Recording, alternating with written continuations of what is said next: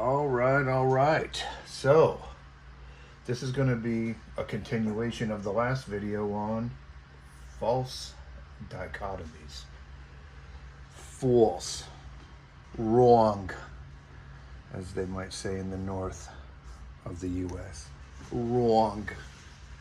You're wrong again. So, according to the primacy of consciousness paradigm, which is, as I've said, everything Eastern, pretty much, and everything Western, spiritual, mystical, esoteric in the West, non-dual Western understanding, such as Hermetics, the all is mind, the universe is mental, non-dual suggestions, and it all points to non-local mind. So I guess I should put that also on the board because we had it up there last time, just to keep this in focus here. We don't want to lose focus. Non-local mind is what is meant by the primacy of consciousness, the term God in the absolute sense, not lower gods or lesser gods, but God, the absolute factor, the eternal principle, is primary consciousness. It is the one that is the many. Last time I was covering the problem of the one and the many and how it's solved. The one is the many and the many are the one. Having solved that problem, let's have a look at the world. That's where we went last time.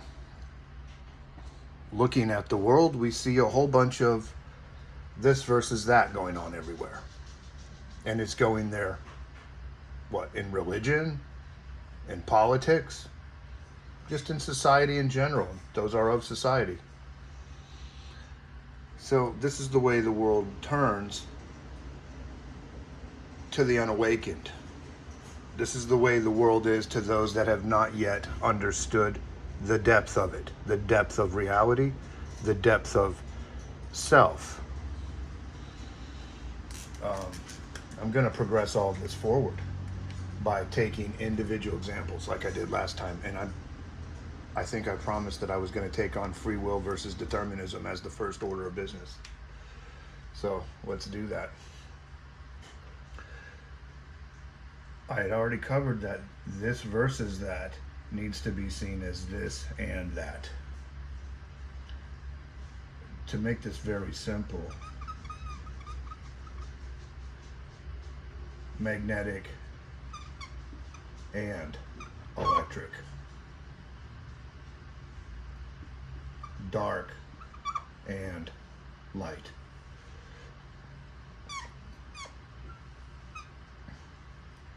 Primary consciousness, non-local mind as the mental substratum. These are localized mind. The negative and the positive. This would be localized mind. But localized mind only exists within non-local mind, which is neutral. It's not one side. It's this and that. You see what's happening here?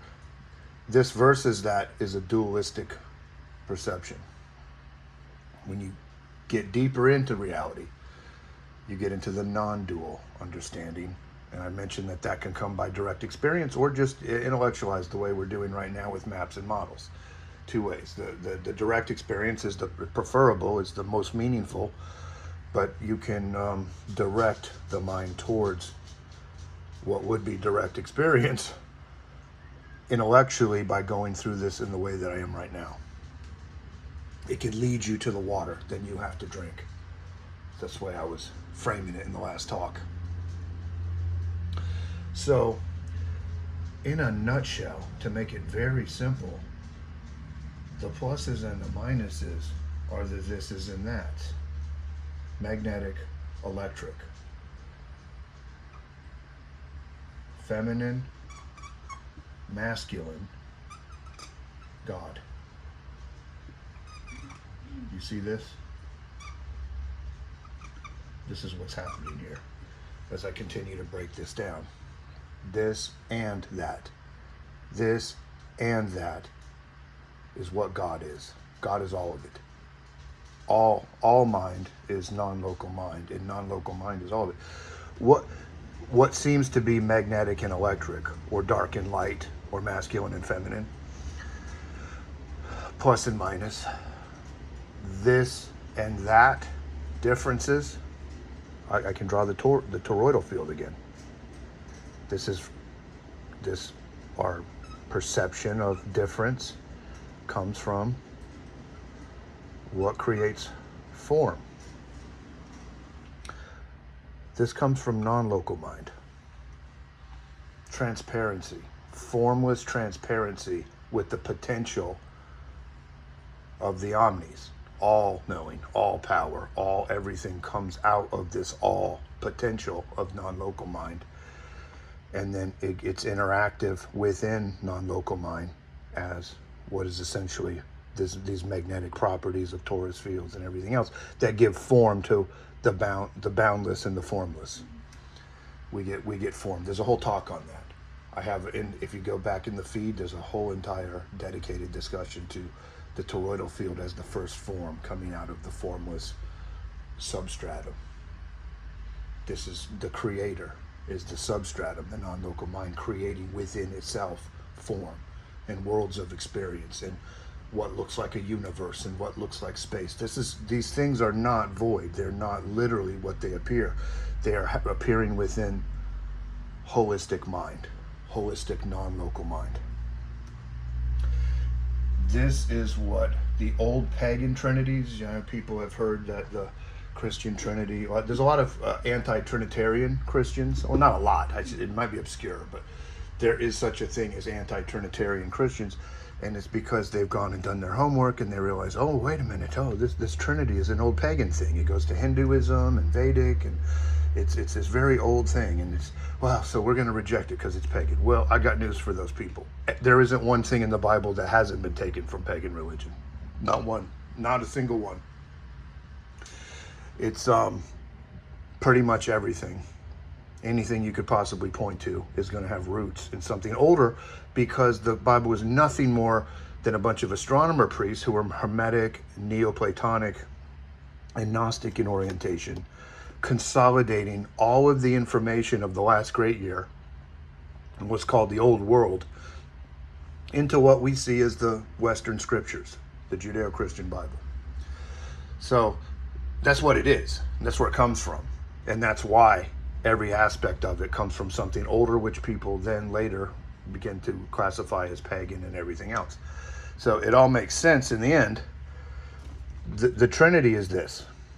All tripartites, threes, whatever, it is the three magnetic properties of existence, of perceptual existence.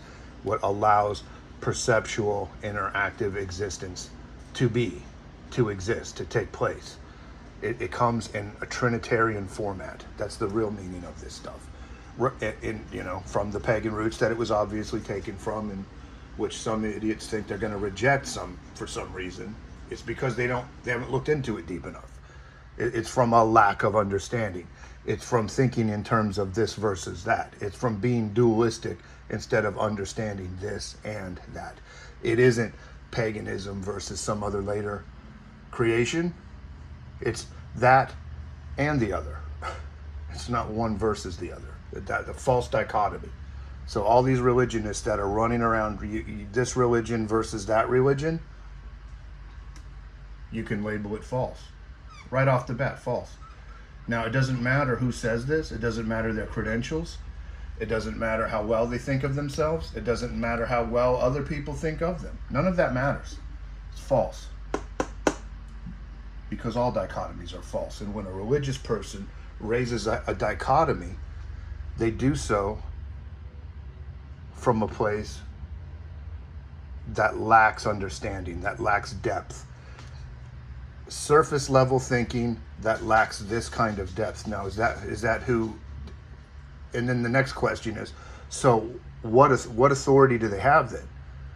What authority is there within mindless drivel that doesn't connect to anything substantial in a spiritual way? To get to spirit, you've got to get over here to the red line. This misses the mark entirely. So then now it looks like I'm raising a dichotomy. Well, I'm going to keep working it out. That's what the whole point of this is. Well, so now what's creeping up on me as I talk? It's like I can't talk about this problem without seeming to raise a dichotomy as I do it.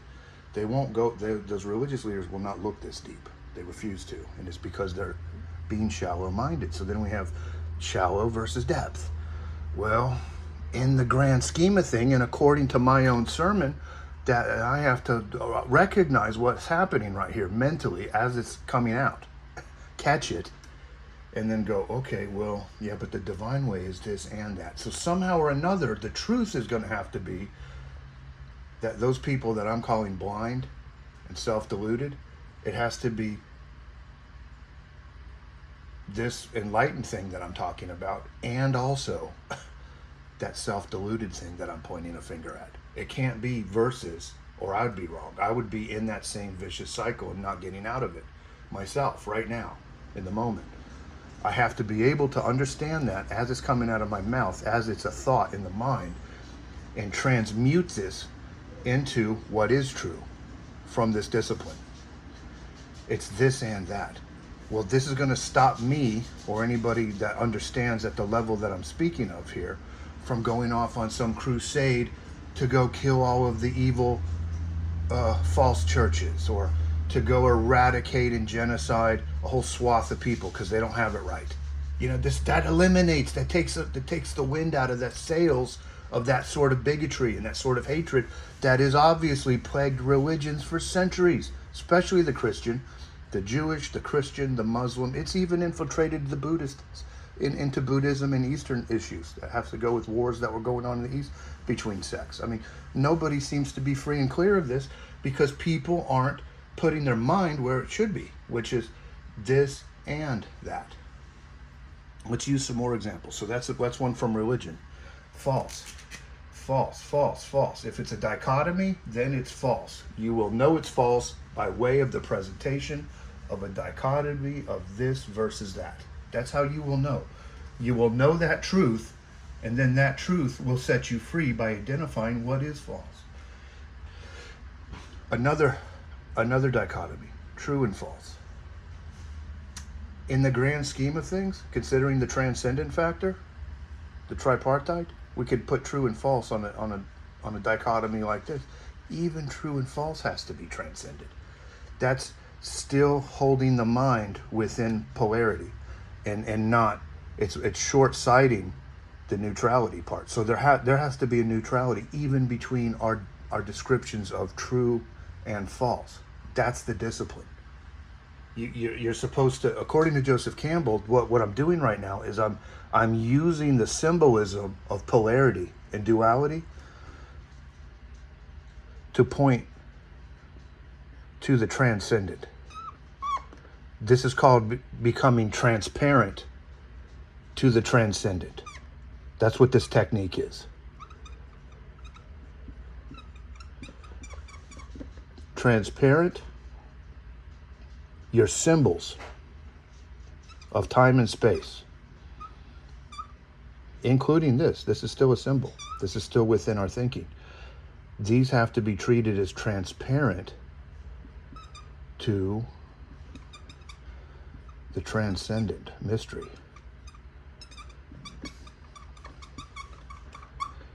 And I'm going to take it to there so that I don't lose sight of it, and no one else does either while I'm talking. Everything I could ever say has to come with a type of transparency to the transcendent mystery, which we're calling local mind, but is more than that. This is a word, this is a thought, this is a concept. This is beyond all concepts. So we just have to be disciplined into knowing that whatever we say and whatever we map out, whatever we theorize and whatever we discuss, the true reality is more than that. It's more than what we could discuss. It's more than what we could illustrate. And the discipline is to let the mind go to that. Then what this does, the benefit of this, the practicality of this, is it removes the idea of dogma. It takes the dogmatic aspect out of things, and then it's transformative in that way for whatever value that has on society, whatever value that may have for people. It may lessen conflict. It may do a lot of things. This is exploratory because we're not there yet. This is something ahead. We've not achieved this yet. This is just a thought, an idea that has yet to come into fruition in the world. So, we will see. I mean, ideally, this is the thing that the golden ages are made out of. The idea of the higher ages would be where people respect the mystery of existence. They don't think that perceptions are the final word. They don't get caught up on like surface level spats that are shallow and essentially lack, in depth. You have all that going on, and that's still part of this versus that, but the world is going to always be a this versus that. We just have to learn to deal with it well. We have to learn to work with it. We're not going to get rid of it being this and that. So this and that is what we can call it then. That seems about as well as what we can do given our circumstances in a polarized, dualistic, engendered existence. This is what we have for experience while having the human experience. When you pass on, you'll go into the next level. That's it. This is all temporary. And people could visualize it like a lesson room coming into the world, living a life. It's some sort of a life worth of lessons learned, and then possibly repeating those if there's more to learn going forward, and then possibly transcending it all to some sort of nirvana idea if you've gone through the lessons and it's time to move on. I mean, everybody's at the right place. Everybody's always where they're supposed to be. At the end of the day, when you get into this grand thinking, when you get into this and that, and you graduate beyond being fooled and deluded by false dichotomies. Political false dichotomies are obviously false. The media, the political spectrum. This would be,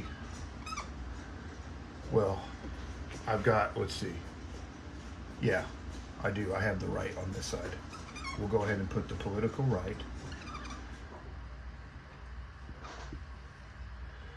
I'll put the political left on this side, just so that it's matched up to the human hemispheres looking back at us this way.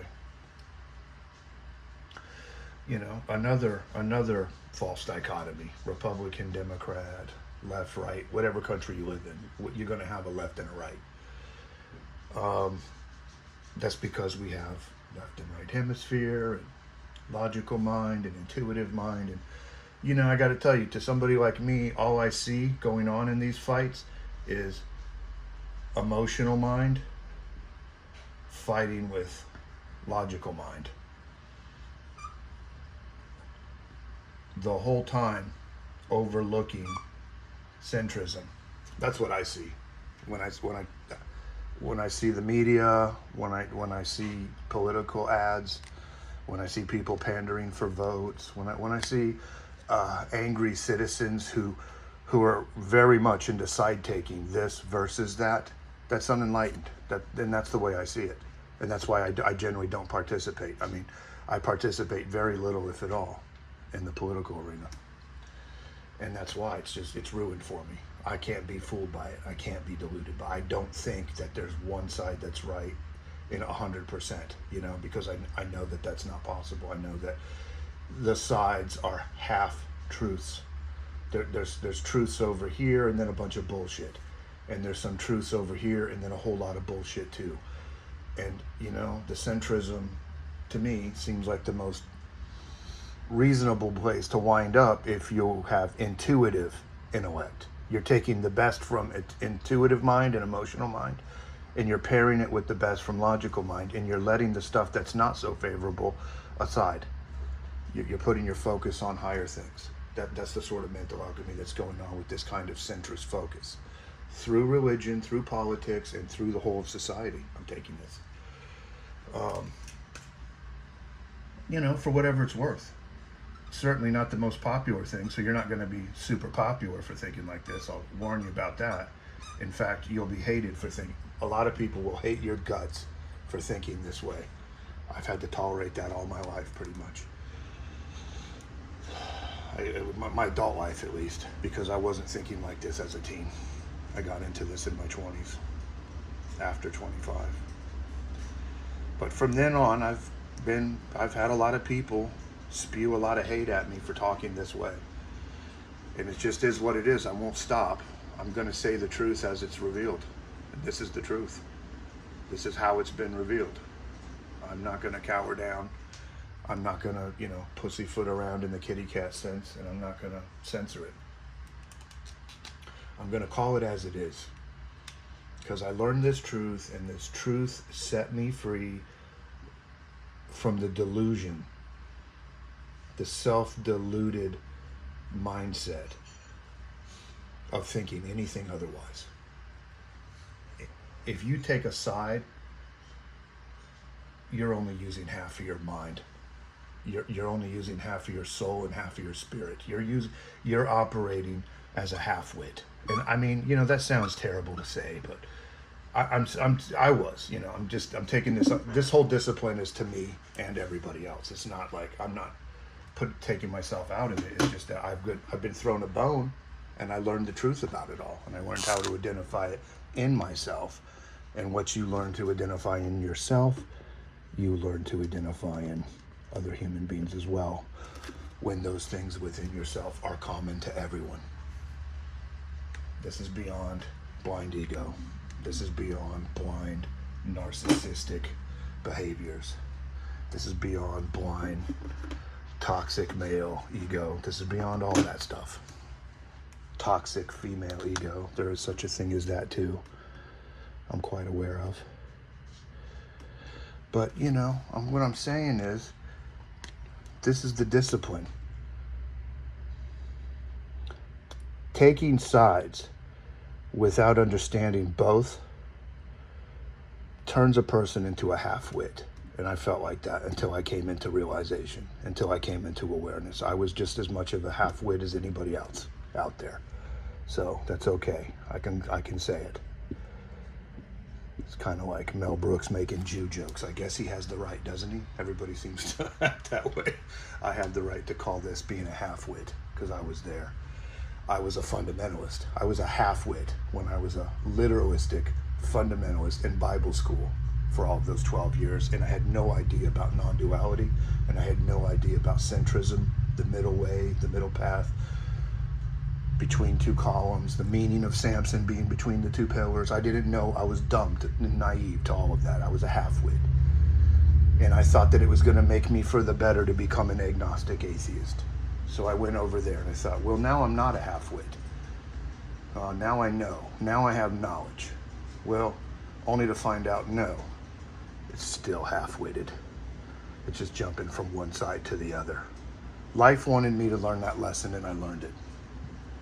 And I'm paying it forward by passing it along. This is not picking on people. I'm going to make it about me, just to be clear that I'm not picking on people for being lopsided. This is a condition that we are apparently born into, and you could argue that it means the idea of original sin or born with inherent sin is somehow this. It's this side taking. It's this polarizing without the insight of the tree of life, which is neutrality. It is this. It is eating only of the tree of plus and minus. That means knowing duality without also knowing the tree of eternal life, which symbolically, again, means this: the middle way, the middle path. Eternity is right now. You're not mortal. What we're calling mortal isn't really. It never is. It's the immortal having an experience as if mortality is real. And that was the original Christian message, as I'm arguing. I've been arguing that right through several talks, that this is the actual meaning that it's from all that symbolism and all that mythology that's been borrowed and copied from so-called pagan religions that goes way, way back. This is what it all actually means. You graduate to seeing things at a deeper level than all this surface chatter. This is what it turns into. That's what's in the garden story. It was never meant to be literal, like they taught me as a boy. There weren't literal days. There weren't literal this. That wasn't literally how humanity came about. It's a symbolic teaching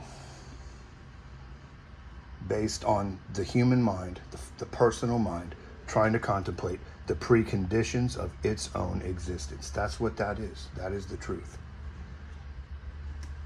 So it's not a wonder then that throughout we find false religions, we find false political narratives, and we find false societal narratives throughout the world. Every nation, all over the place, all peoples. That's Babylon the Great, according to this perspective. And what I'm talking about right here is the fall of Babylon.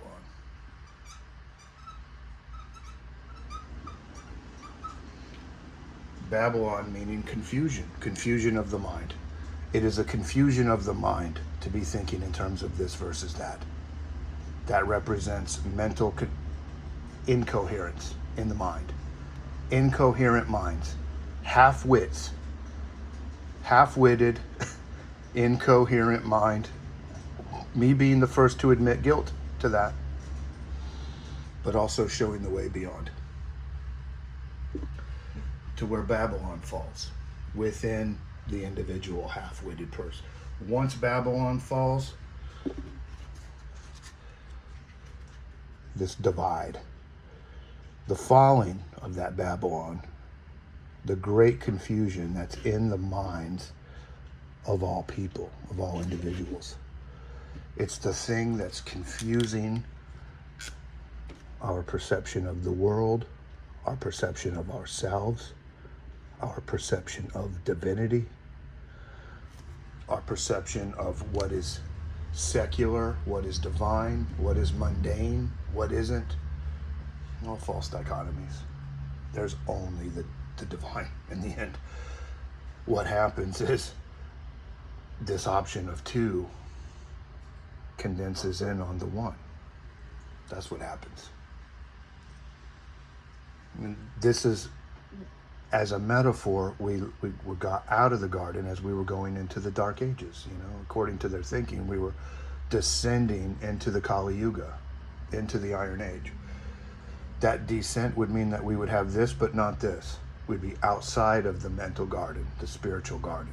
We would be only plus and minus, without and overlooking or not understanding or not connecting with the middle way, the middle path, the substratum, non-local mind, God, spirit, symbolized by this. The return in Revelation to the new earth, the new garden, the 12 jewels are the 12 jewels of the new city given is Pisces. It's the zodiac in reverse order. Pisces to Aries, by way of the jewels, by old astrological tradition. So it's telling you that it's precession. It's telling you explicitly this is about precession of the equinoxes. This is what we're talking about here. From one priest to another, that's the way it was written. And it's about coming back to the tree of eternal life. The tree of eternal life is understanding the eternal moment, basically. It's only been gone in perspective. It's not been ever fundamentally gone. The whole thing is like a route from non-local mind, forgetting itself and wandering around, and Babylon the Great and all this confusion and this versus that, until this is realized, this and that, on individual levels, and then the world is transformed, and then the world is made new, then the New Jerusalem, then all of the highlights at the end of the Revelation. This is simply put, that's how one may understand the Bible without all of this false theology that has decorated itself around this true core over all of these centuries that we've been in Dark Ages. That's it.